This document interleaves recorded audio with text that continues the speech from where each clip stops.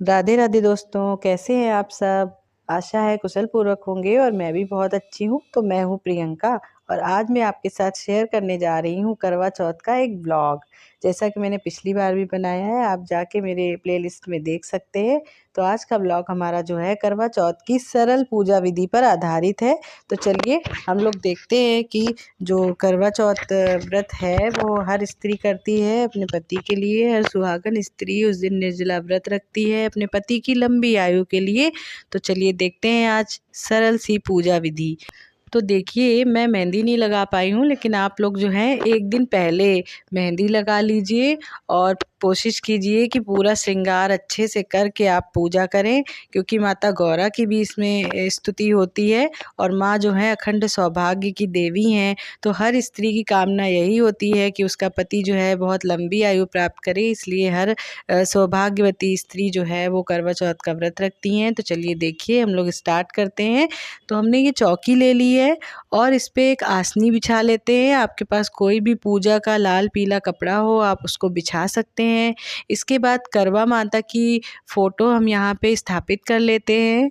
अगर आपके पास शिव जी परिवार की भी फ़ोटो है तो आप उसको भी रख सकते हैं, लेकिन वैसे करवा चौथ में स्पेशली करवा माता की पूजा ज़रूरी होती है, तो हमने ये ले लिया। अब माता जी को हम चुनरी, और कोशिश कीजिएगा कि ये चुनरी आप लाल कलर की हो और नई हो। उसके बाद माता जी को हम फूल अर्पित करेंगे, माला चढ़ाएंगे।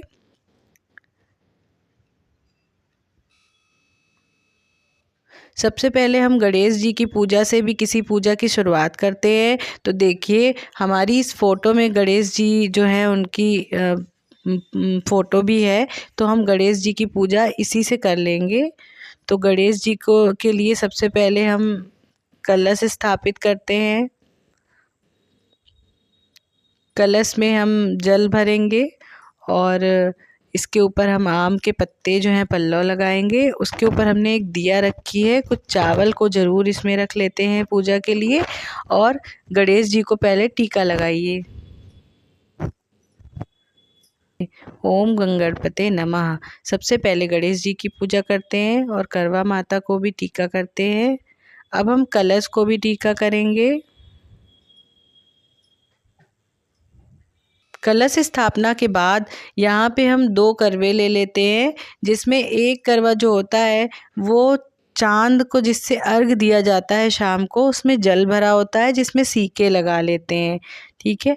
और दूसरा करवा आप लेते हो जिसमें आप अंदर खाद्य सामग्री भरते हैं। सबके घर में अलग अलग तरीके की चीज़ें भरी जाती हैं। आप इसमें गेहूँ भर सकते हैं, आप इसमें चावल भर सकते हैं, आप इसमें चिवड़ा भर सकते हैं, कोई कोई गुलगुले भी भरता है, मिठाई भी भरता है। तो ये आपकी श्रद्धा पे है आप क्या भरते हैं।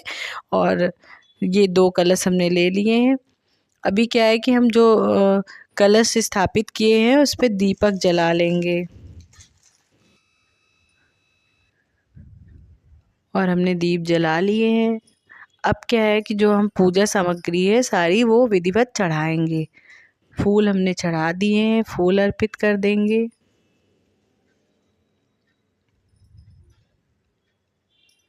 इसके बाद फल, आपके पास कोई भी फल हो वो आप चढ़ा सकते हैं। ये तो अपनी श्रद्धा की बात होती है कि आप क्या चढ़ाना चाहते हैं।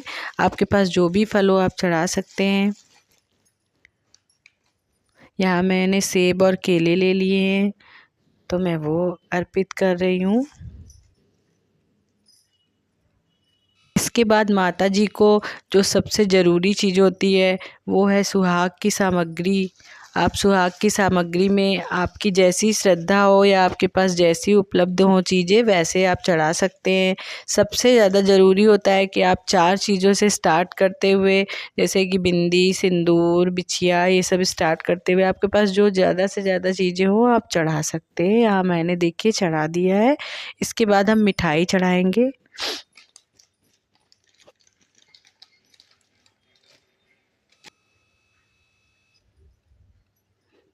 दीप प्रज्वलित कर लिए हमने। इसके बाद इसमें सुहाग लेने की प्रथा होती है। तो सबके पास अलग अलग अपने घर की अलग अलग प्रथाएं रहती हैं। कोई कोई जो है वो गौर बना के रखता है पहले से ही। गोबर से भी निर्मित होती है, मिट्टी से भी होती है। अगर आपके पास कुछ ना उपलब्ध हो तो आप एक सुपारी में ये कलावा लपेट के गौरी माँ का प्रतीक माना जाता है, इसको भी बना सकते हैं और इस पे सिंदूर अर्पित करते हैं पूजा करते समय। इसके बाद कथा पढ़ते हैं हम लोग। और कथा पढ़ने के बाद हम लोग कलश फेरते हैं। अगर आप अकेले ही पूजा कर रही हैं तो आप अकेले ही कलश को देखिए इस तरह करके फेर सकते हैं।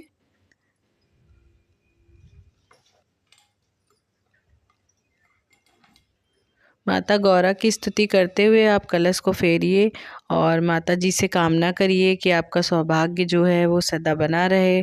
और आपके पास अगर चलनी और लोटा और थाली वगैरह पहले से ही पिछले वर्ष की रखी हुई तो आप उसको भी प्रयोग कर सकते हैं। ये देखिए, ये सब मैंने खुद ही सजाए हुए हैं।